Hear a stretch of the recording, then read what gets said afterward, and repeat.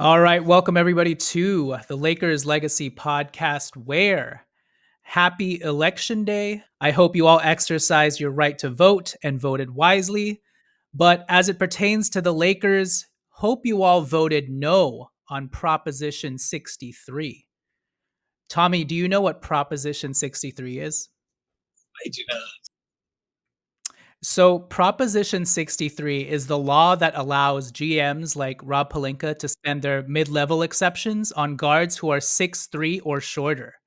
So, yeah, please vote no on Proposition 63. Did you vote no on Prop 63, Tommy? I wish I did. I didn't. I must have not got my vote at the time. You skipped that portion of the ballot. Anyways, I am your host, Jonathan Hernandez, and I'm joined by my co host, Tommy Alexander. And Tommy, after the Lakers started the season off 3-0, they have now lost 3 out of their last 4 games. And after dropping last night's game to the Detroit Pistons, the Lakers are now 1-3 on their road trip with the Memphis Grizzlies left to go. That said, and we shall start here, where are you at on your personal panic meter? Because it looks like JJ Redick has already moved on to Code Red or Code Reddish when it comes to trying to patch up the Lakers' perimeter defense. But yeah, where do you stand on your personal panic meter on this team? I would say it's like slightly elevated on the panic meter from where we were last time, but not. I'm not like super panicked. I mean, the thing about this team was always, we were sort of assessing whether this team can be a real playoff team. There were always issues with the roster. There were always concerns about how this team was going to compete defensively, particularly with, some of our size out in Wood and Vando, and especially Vando, probably like our best defender out. The question was, can we kind of tread water until we get some of those types of deep bench or certainly defensive reinforcements? And so, we've talked a lot about how this team has a small margin for error. So losing games to the Pistons does not help.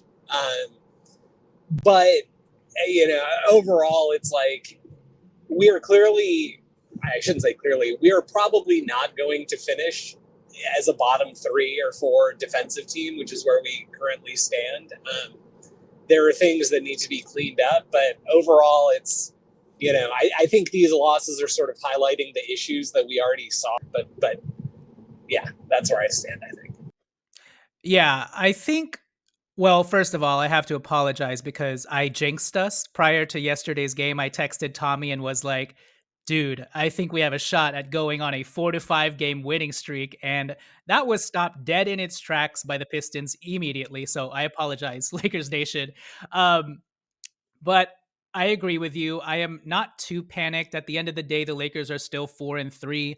If they beat the Grizzlies tomorrow night, which won't be easy, but I believe Marcus Smart and Desmond Bane might be out. If they beat the Grizzlies, then we'll be 5-3. And then we have the Sixers at home and the Raptors again after that. And Joel Embiid just got suspended 3 games. And I mean, if the Lakers just get right offensively and get more consistent, efficient production from their starters offensively, I think they'll relatively be fine. I do think the fans are slightly overreacting to the loss last night, although don't get me wrong, it was a terrible loss. But I don't think the Detroit Pistons are the same Detroit Pistons from last year, literally with the worst record in the league. Last year, they did not have Cade Cunningham healthy for much of the season. This year, Cade Cunningham is fully healthy. They signed a veteran like Tobias Harris. They are finally just giving the ball to Jaden Ivey once again, and they have a new coach. And so the Detroit Pistons have the athletic physical horses to give the Lakers problems, as we saw last night. Now, I am not saying the Lakers front office shouldn't be actively scouring the market for a marginal trade that will help alleviate the burden off of AD's shoulders as he's looking more and more banged up by the day. But like you said, I do think the Lakers can continue to weather the storm in this mini rough stretch that they're currently under because, again, the schedule is going to lighten up a bit. Obviously, we wish that they had done better on this road trip, but shit happens and the Lakers looked old and slow because they are kind of old and slow and they lack athleticism. Having said that, my panic meter could change very quickly depending on AD's health because it already seems like he's breaking down and apparently he's been having this recurring heel issue since the Olympics. So yeah, I'll put an asterisk on my panic meter if AD's health continues to deteriorate, because if it continues to deteriorate, then yeah, we are super screwed. But in general, I trust JJ Redick and the system to get things right. I mean, given how inconsistent this roster has been thus far and how the bottom has completely fallen off with regards to this team's bench depth, it's actually quite remarkable that the Lakers are still 4-3. So they just need to regather here. They need to wake up and hopefully wait for some good news on the Christian Wood and Jared Vanderbilt front. Or just make a freaking trade for some athleticism, Rob Pelinka. All right, with that said, let's get into more detail with regards to our overriding concerns for this team. And yeah, Tommy, why don't you start us off by talking about the glaring weakness that we saw sort of emphasized last night in full force? We kind of saw inklings of this versus the Toronto Raptors when they made a furious comeback. We definitely saw major inklings of this against the Cleveland Cavaliers when they blew us out. But last night, on the second night of a back to back, this young, athletic, physical, explosive Detroit Pistons team with length really took it to the Lakers, who just looked very slow, unathletic, and old. Even though the roster is not really that old outside of LeBron James. But yeah, why don't you start us off by talking about the Lakers' glaring lack of athleticism, explosiveness, and pop? Yeah, I mean, I think that was always an issue that we were sort of concerned about, and this was, even pre us realizing that Vando was going to miss however many games this guy's going to miss. It seems like he's going to miss 20 games at least at this point, right? I mean, I don't know if folks saw the clip of him like shooting set like baseline mid-range jumpers, and he like is not even like he's not even at the stage in his rehab where they're letting him jump on his jump shot, which is Yeah. not a great sign. Forget about like, oh, he's going through non-contact drills. He's like literally not even jumping. But he's apparently supposed to play basketball soon, so that's not encouraging. But yeah, this was kind of the issue that we saw with this team. I mean, you look at the starting lineup. LeBron is 40 years old. AD is, athletic and he's in his prime, but is injury prone and, is one of your stars who is not going to be sprinting up and down the floor for 48 minutes. Austin Reeves and D'Lo are very skilled players, but are both sort of inept athletically in similar ways. Rui is like the only real athlete in the starting five who's still athletic, and isn't like super old like LeBron, obviously. But the issue with Rui is he doesn't seem like, and we've sort of seen this in the latest few games, but he doesn't really seem like he's able to harness that, consistently, figure out spots where he can like really utilize his extreme aggressive athleticism. I think he tried to last night, but he looked like Julius Randle, so he hasn't put it all Yeah, together where he tried to be like, all right, let me ram through a wall. But it was like, okay, you're and turning the ball over. What are you doing? he's turning it over. He gets rejected at the rim because he like makes his plays so obvious what he's trying to do.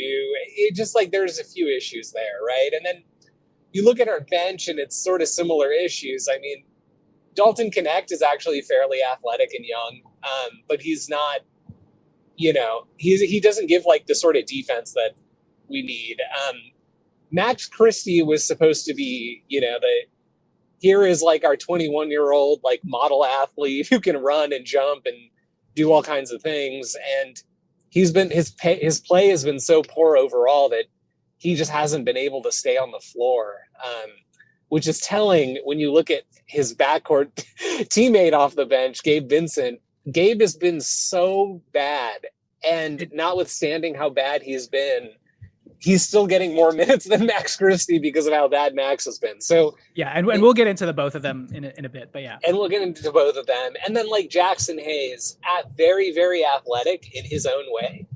But, he's had sort of a career long people, yeah, he's had sort of a career-long problem in being able to harness that athleticism for the purpose of defense. So, it was always an issue, but like when you're turning the ball over and when you're allowing long rebounds off of poor offense, those issues are sort of highlighted. I just a Yeah. slight tangent on that point, right? Because we have been struggling so much defensively.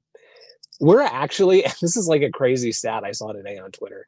The Lakers have the fourth best defensive rating after a made field goal, which is Oh, like interesting. insane to me. And it sort of makes sense, right? Like where they struggle is off of live ball turnovers and off Mhm. of missed shots because they're like second worst team in the NBA defending transition, which was, a similar theme to what happened last year. And I think, a lot of teams are sort of even focusing more on attacking that weakness when it's been such a public point of emphasis for us to crash the offensive glass. Yeah. Um, so that problem remains from last year, and it's not being helped by the fact that we're so bad. We've had so many like careless live ball turnovers, and we've had our offense has sort of struggled the last few games to Yeah. get consistently good shots, and that's leading to misses, which is leading to more transitions. So this team really like struggles when we're not making shots, which you're not going to make shots every game. So that's like a problematic strategy. And I think you landed on a great point because the next topic that I wanted to talk about, which is sort of interrelated to, the Lakers' lack of athleticism continuing to be exposed, is the Lakers' offense has been very, very inconsistent. And I think this is an underrated talking point that not many people have sort of brought to light. And, offensive rating wise, the Lakers are still very good. I believe they are sixth in the league in offensive rating. But if you look at their 3-point attempts, the Lakers are 30th. We are dead last in 3 points attempted. And yet it still seems like the 3-point shots we attempt are terrible. Like Austin Reeves continues to want to take these weird swaggy piece step back threes out of nowhere. And then Gabe Vincent, we can talk about Gabe Vincent later. He loves dribbling all around the court to hoist up a rainbow three that airballs. And yeah, and then field goal percentage wise, the Lakers are typically like number one in field goal percentage perennially. We are Yeah, and we did last night in that respect, but we are 47% from the field on the season, and that's 10th place in the league. We are typically in the top 5, if not the first. And so, yeah, I wanted to talk about that point of just the underrated talking point of our offense being bipolar and inconsistent early on. And obviously, to your point, we knew the Lakers were going to be subpar and undermanned defensively without Jared Vanderbilt and Christian Wood. But what we didn't know, or what we didn't think was going to happen, was the Lakers being this bad offensively early on. And D'Angelo Russell had an interesting quote after the Toronto Raptors game when it seemed like guys had gotten into a rhythm with their shot. And he just said, eventually the shot is going to come. Guys are just trying to find their rhythm within the system. And I understand that, but I don't know how long is it going to take.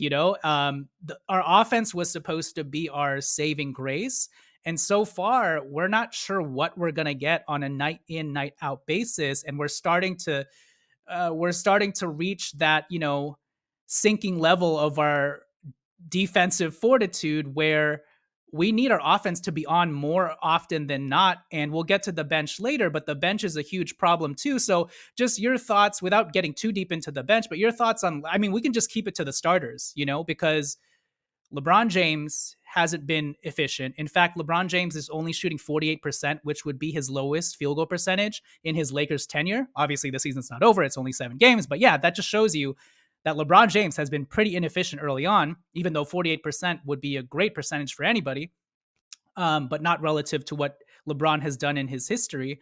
And then Austin Reeves, after starting off the season very hot from three, he had 2 games where he hit 5 threes. Since his Phoenix Suns game where he hit five of 9 from three at Phoenix, Tommy, Austin Reeves is now 4 of 20 from three in his last 3 games. So just lending to Austin Reeves up and down shooting. And then D'Angelo Russell has also continued to be up and down, although recently it's been slightly better because he was like 3 of 6 in Toronto, 2 of 5 yesterday. But overall, D'Angelo Russell is still only shooting like 30% from three. And so, yeah, I guess do you want to quickly talk about just we were supposed to lean in offensively, but so far the offense hasn't come around. And so that's kind of left us as a somewhat identity-less team because the only one upholding our offense is, ironically, Anthony Davis. Yeah, so this is like another thing that we had talked about probably on multiple pods before the season started and during the preseason. I I had a very big concern, and I specifically remember discussing the kind of grouping of Gabe Vincent, Max Christie, Jared Vanderbilt, and Jackson Hayes. I wasn't sure who the fifth kind of guy off the bench was going to be, but and we talked about this in many different contexts. One was that group is super inept offensively, but second was like I certainly was not like it sort of felt like an imbalance, right? And I know we all wanted to start, including myself, wanted to start the starters that won last year, which is that group including Rui.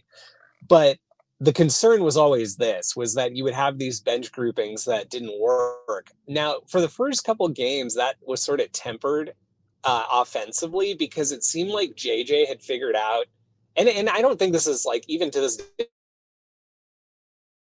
out his staggering rotation such that there's always one of Austin and D'Lo on the floor for all 48 minutes, which means that we're not playing Christie and Vincent together by themselves, which is hugely problematic given how poorly they've been playing. We've been able to avoid that. We've been able to avoid like lineups that are even more than three guys off the bench at once.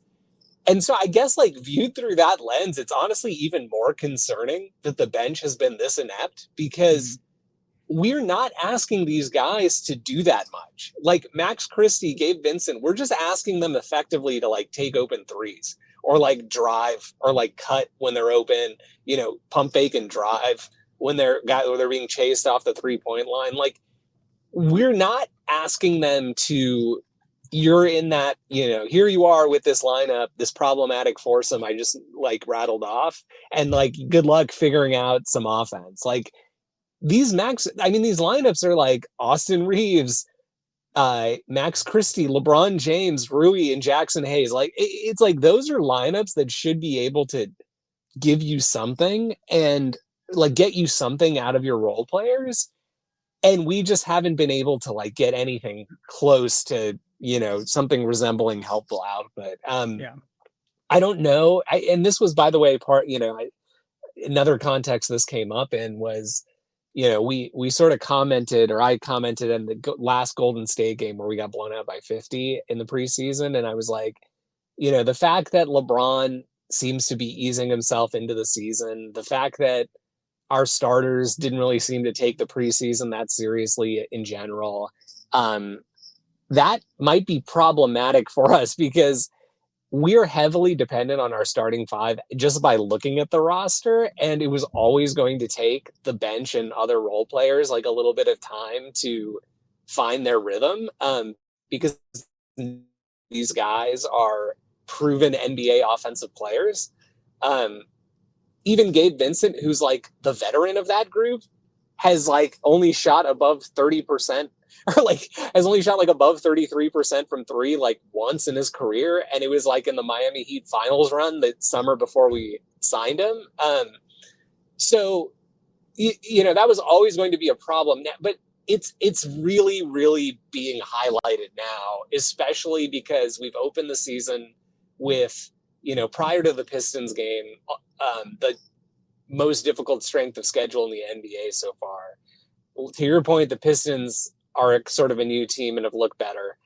All of these teams that are even like bottom feeder teams, like the Raptors and the Pistons, have new coaching staffs and young players who are like really heavily leaning into offense because they understand that's like their best chance of winning games is just trying to bomb teams.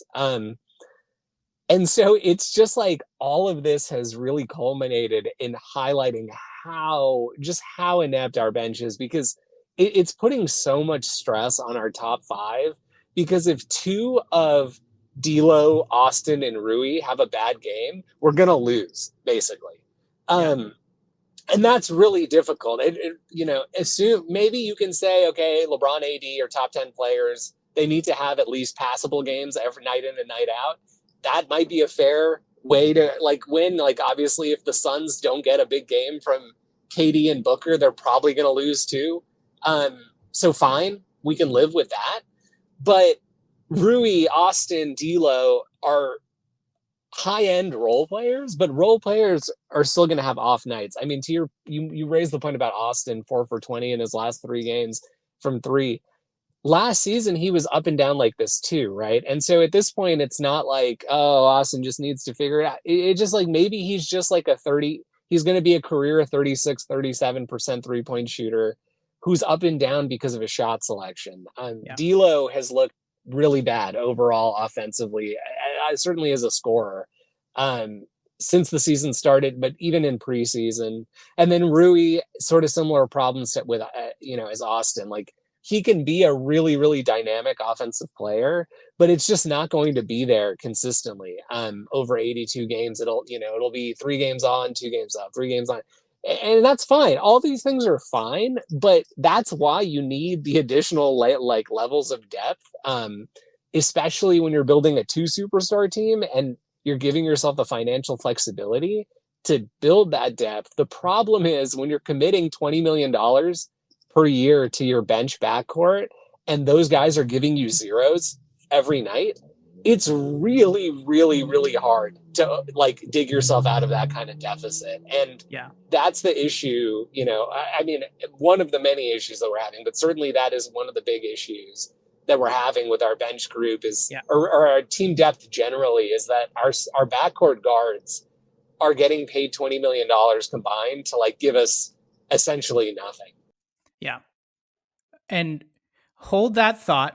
I want to go back to the starting lineup because I really want to put the spotlight on Max and Gabe again, even though we've been hinting at them. But it's almost like the Lakers, the way that they've been playing, in order for us to survive, it's almost like we need the starting unit to play like how they played towards the end of last season, where they were selling out and everybody in the starting lineup was scoring 16 plus points on high efficiency. Rui Hachimura was averaging 16. Austin Reeves was averaging 16. D'Angelo Russell was averaging 19, and everybody was shooting so well from the field. We had 3 guys in the starting lineup averaging 6 plus assists, but it's unrealistic to ask that of our starting lineup to begin a season, when Yeah. guys are pacing themselves and all of that. And I want to go back to a point that I made earlier in a previous podcast, because I do think because of our lack of athleticism and because we're not hitting shots right now, everything's interrelated, right? But I think the team has been taking this season seriously because they have been competing defensively. But you are just clearly seeing the limit to that, the physical limits to what our guys can do, even if they want to compete defensively, because D'Angelo Russell is still contesting after shots. He's still trying to fight through screens. Austin Reeves is trying his ass off, but he can't do anything if Jaden Ivey is just going to, bully him to the paint and get these and one shots on him. And so I do think that is having an effect on our guys' legs on the other end and their jump shots. They're just missing Yeah. wide open shots sometimes. So they have to figure something out. And let's get to the bench after we take it to our sponsors. But before we pitch it to our sponsors, Tommy, I have a question for you. Have you or your family ever had a dog? Yes. Now, have you ever had to check what's going on under that dog? Um, Fortunately, no. Okay. Well, I can tell you from firsthand experience, I have had to do that with my dogs, and sometimes it is not a pleasant sight. But when it comes to sports betting, don't literally look under a dog. Turn to Underdog, the number one fantasy sports betting app on the market. Underdog is the place to play if you're a sports fan looking to win money while watching sports. Compete against other players just by selecting higher or lower on 2 or more players' stats, and you could win up to 1,000 times your money. If you're looking for an easy pick for tomorrow night's slate of games, I would look at Karl Anthony Towns higher than 21.5 points versus the Atlanta Hawks. The Knicks lost on Monday to the Houston Rockets, and so I think they'll be hungry to get a win. And Cat has looked more and more comfortable in their system as the secondary scoring option on their team behind Jalen Brunson. So, yeah, Karl Anthony Towns higher than 21.5 points. Place that bet and many others by downloading the Underdog app, signing up, and using code LEGACY and get up to $1,000 in bonus cash instantly.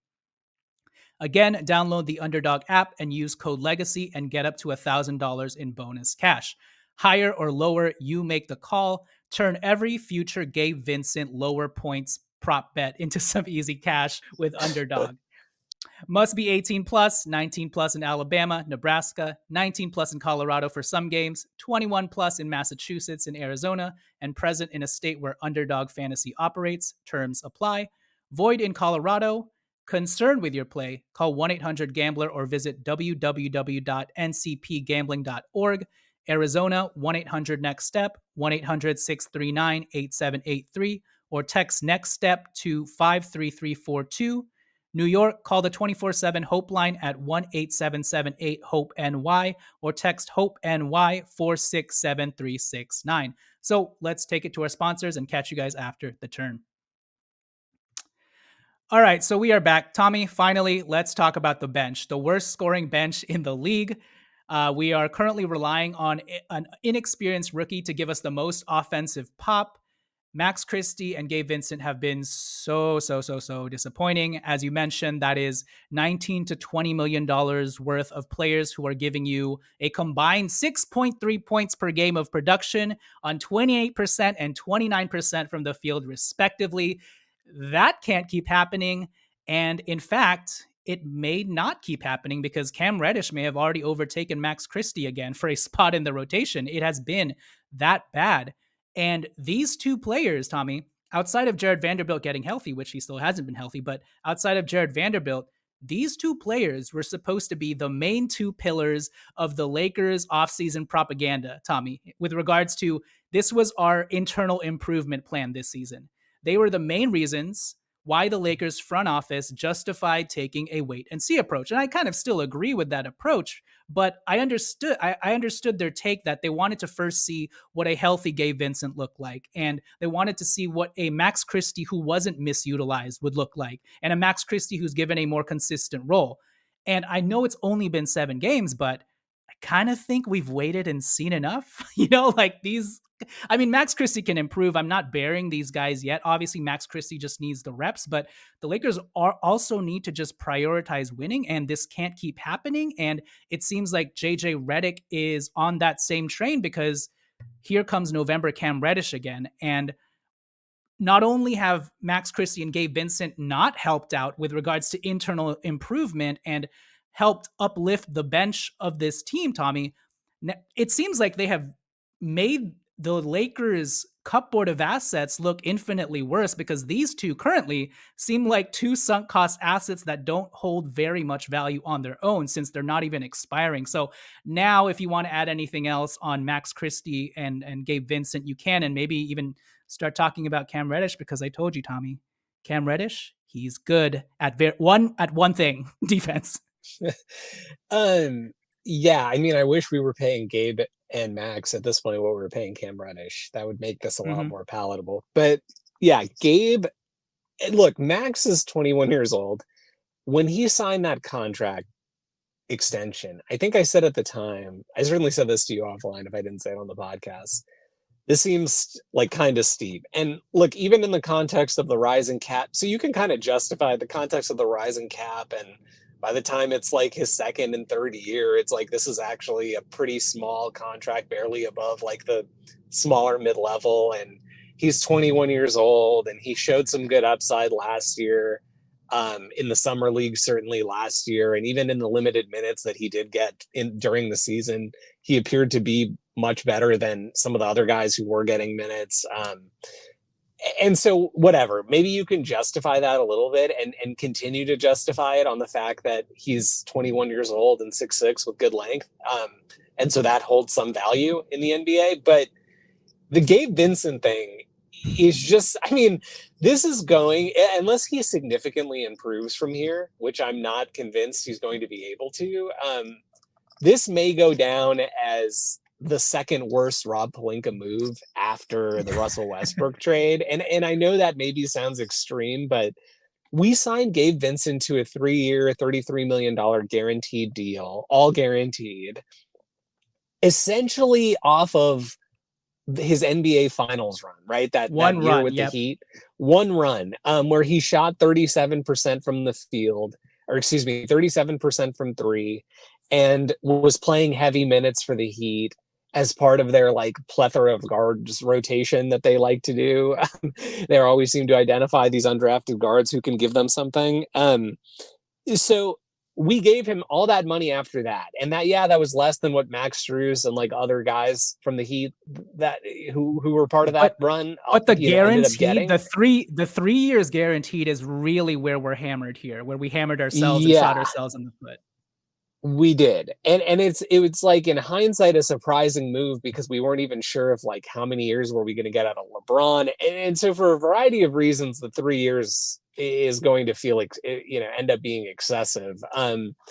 But it was always going to be kind of a risk. Like, you and I were texting a little bit about this in the last few days offline, but Rob has a history, and now this is like becoming established at this point. It's just like kind of his MO of overreacting to, situations that like overcorrecting, right? It's like we kind of saw it in the post championship run, trading a first round pick to get Dennis and then signing Montrezl Harrell. Like in hindsight, look at the time, those were objectively good moves, Mhm. but they were done as a possible overreaction to what happened, at the end of the prior season. We won a championship, but we had one of the worst benches in the NBA that year too, right? So it's like, let's shore up our bench by getting the sixth man of the year and the runner-up sixth man of the year at once. And so fine. So we were able to sort of get around that and deal with it, and it all ended up okay. But it was an overcorrection, and he's done that a few times, right? It's like we don't have enough youth on the team. Okay, now everybody on the team is 19. Like it just like has always kind of gone that way. And the Gabe thing in hindsight, to me now sort of feels like an overreaction to what happened to Dennis Schroeder against Jamal Murray when the Nuggets swept us in that series the first time we played in the Western Conference Finals. Um, it was clear that like that wasn't like Dennis, for everything he brought overall as a player, was not going to be able to give us what we needed defensively. And so we got this guy who is known as like a bulldog. I mean, this feels like a Darvin Ham pick, so maybe I can't really blame Rob too much, but a bulldog defender who wouldn't take up too much usage offensively, but was going to show up every night defensively, and notwithstanding his size, could switch, and et cetera, et cetera. The thing I always had a fear about with Gabe beyond his shooting was you can only be so good defensively if you're 6'2" and still make an impact. Yep. Does Gabe have utility as one of these guys who can like chase around your Tyrese Maxeys and your Jamal Murrays and that type of thing off the bench? Yes. But as an $11 million player, you have to be giving something else. And that something else just means like hitting even like league average as a point guard. You have to be able to hit a league average like 34-35% from three. And Gabe is just like consistently bricking wide open shots. And not only that, like that is all the game he has, and he doesn't even look comfortable like taking those shots. It's like you made this kind of comment a little bit earlier, but these weird like step back, like he catches the ball and does like a rhythm dribble into a step back fadeaway three, and it's like, what are you doing? Like That how that's what he is most comfortable doing, he's though. That's what he did in Miami when he had all the usage and reps, and he's trying to like exactly manufacture rhythm for himself, and it's it like that's not what we and need you it to do on and this it team. just doesn't work. And we're sort of seeing the issues, right? Is like your team defensive identity can't come from one or two players. You're not going to be a top 10 defensive team just because one of the best defensive players in the league is your starting center. And if the other four guys are crap, and you're not going to be, a good defensive team off the bench if you have like one guard who's like a better than average defender. Like Gabe is one man, he's 6'2", he's not going to single-handedly turn around your defense. So because of that, this is not like a Lou Dort. And by the way, all the guys I'm about to name have significantly improved offensively over the years, but this is not like a Lou Dort, Alex Caruso, like old school fans like Tony Allen. It's not like that sort of situation where this dude is all NBA defense. And so you can live with the kind of zero on offense you're going to get most nights. He's better than average. And by comparison to the rest of our players is like elite, I guess, defensively. But we're talking about like a B defender. We're not talking about an A plus, which is what you need to be if you're giving zero on offense. Yeah. And I just don't know what we're going to do because we can't get off of that contract until it's expiring. Um, I almost am like in the camp now where I'm like, if we're using a first round pick in any He trades, needs to be in that Gabe deal, yeah. has to be in that deal because, we like, if you're taking one of our first round picks, you also need to take this salary. That's just, it is what it is, whatever. He's an expiring next year and you can try to flip him again. But it's just like, I see no path for improvement here because this is not like, oh, the Lakers 3-point curse. This guy was already not a great shooter. He was been inconsistent his whole career. I shouldn't even rephrase that. He's been consistently mediocre or worse as a shooter his whole career. So we're asking, like, for him to achieve the value of his contract, we're asking him to basically have a career best season. And that's just not going to happen. It's not going to happen after he missed a whole year, after injury. It's not going to happen when he's put in the, like, he doesn't seem to really know when his minutes are going to come. And I just like, it's not going to work out. And I just, I don't see a path for him as like a really effective player for us. Even it's going to be worse when Jared Vanderbilt gets back because I'm Yeah. like, to the point I made earlier, JJ seems to have recognized that like one of D'Lo and AR needs to be staggered better. He made that adjustment after a few games into the season. And the last couple games, AR and D'Lo were on the floor for all 48 minutes. One of those two, right? And so if one of those two are on the floor, and then you have LeBron, who's playing 35 a night, like you don't really need more ball handlers in that way. To the extent Gabe is even a ball handler, which by the way he struggles with that, like even just bringing the ball up the floor against pressure, because he's not like a true point guard. He's sort of like what we're envisioning Bronny will become, like a defensive minded, like He's looked like smaller Bronny right point guard. now. I know exactly.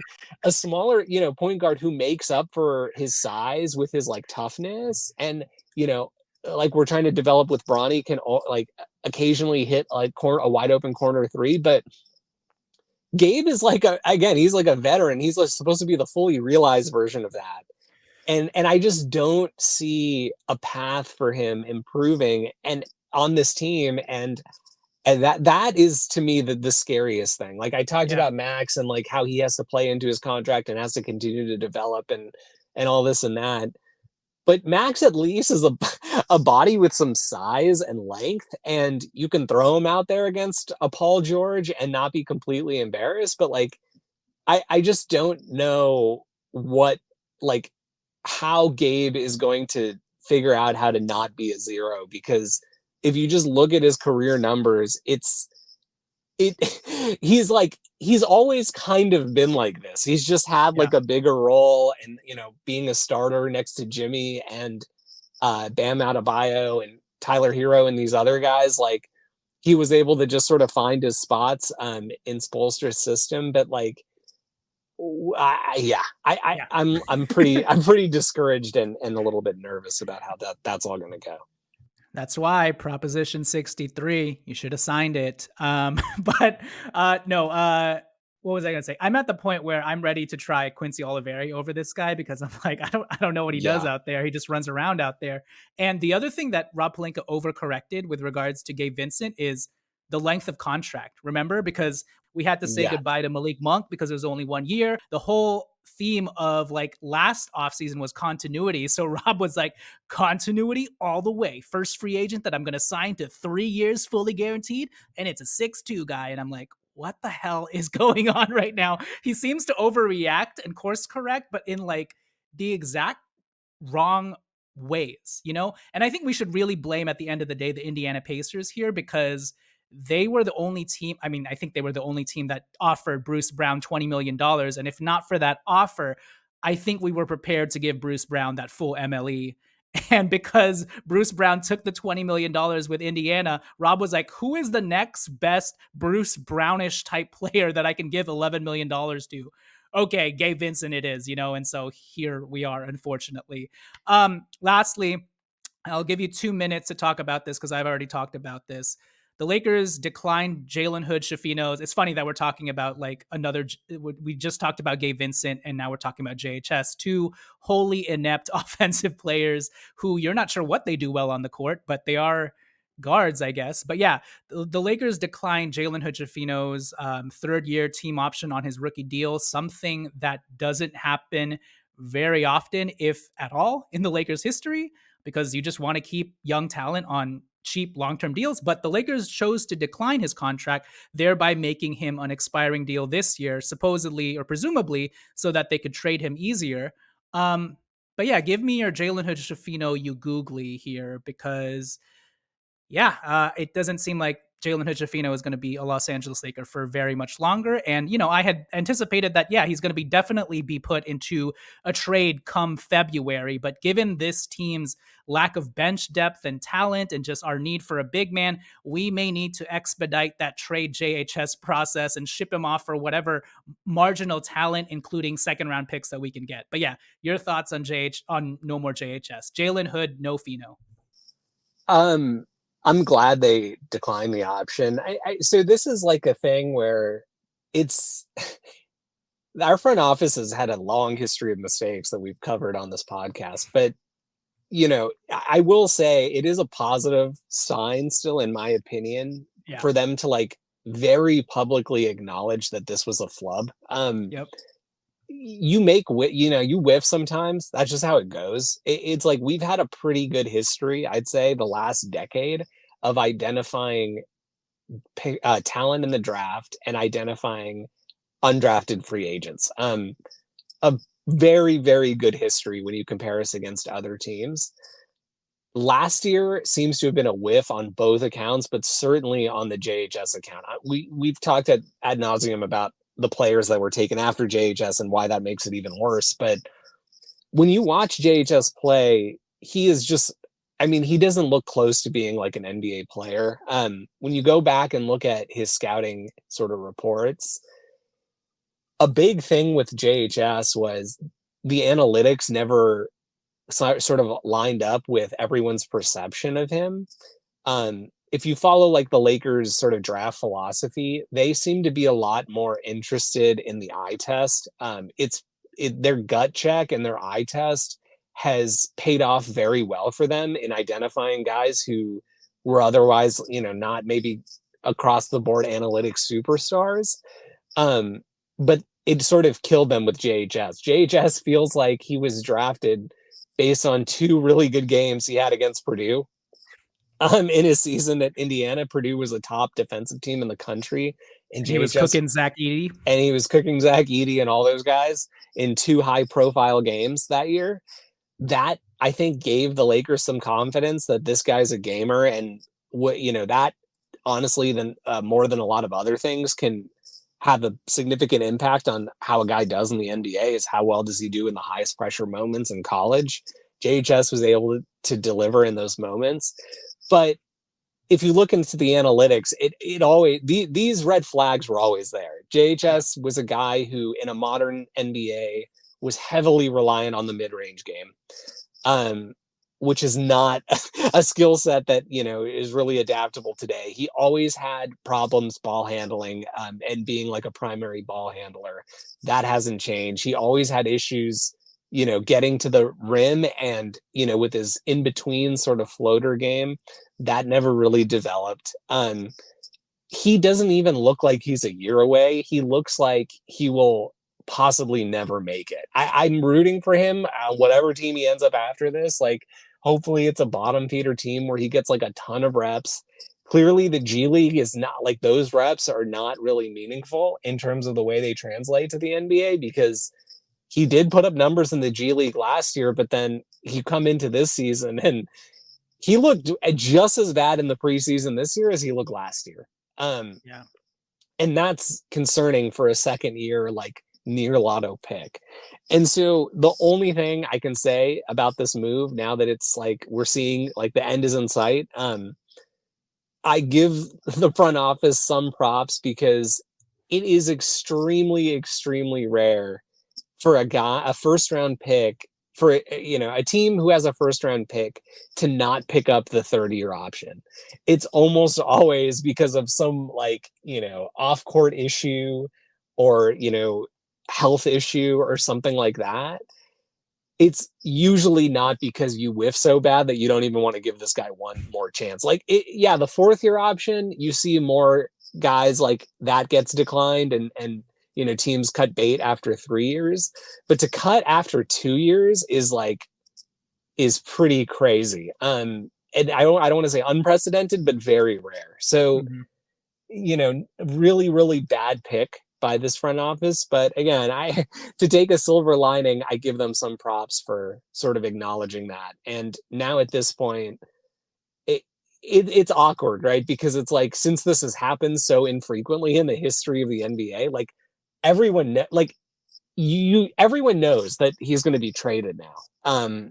Because it doesn't really make sense to hold on to him. I mean, Mhm. they can publicly posture like, oh, there's still time to see, and we'll see what happens, and all this and that. But he's floating as an expiring contract on a team that he's not even close to cracking, any sort of real minutes in the lineup for, and his best value for us at this point comes as like a nearly $4 million expiring contract. So Yep. hopefully we're able to find a trade for him soon, because to your point, it's just a wasted roster spot at this point. At least you could point to like Maxwell as like, well, we're still developing him and he's only making $1.2 million or whatever, and whatever, And we that could. need athleticism. He's And athletic. we Yay. need length, we need athleticism, and exactly. So he is athletic, and yeah, it's all that. JHS, you're like, we're not sure what he does good, but He doesn't really do. I mean, honestly, and this is going to sound crazy. And to be clear, I do not think Bronny is like an NBA ready player right now.